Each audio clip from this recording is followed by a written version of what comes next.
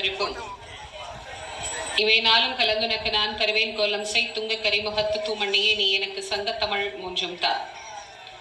ஞானமே வடிவாகி ஆதிவயலூர் வள்ளல் பெருமானின் வற்றாத தனிப்பெரும் கருணையினாலும் என் குருநாதர் வள்ளல் வாரியார் சுவாமி அவர்களின் ஆசையினாலும் சிறப்புக்குரிய அற்புதமான இந்த மாலை பொழுதிலே சீரோடும் சிறப்போடும் தொடங்கப்பட்டிருக்கின்ற அன்னை வராகியம்பிகை ஆலயத்தினுடைய திருக்குட நன்னீராட்டு பெருவிழாவின்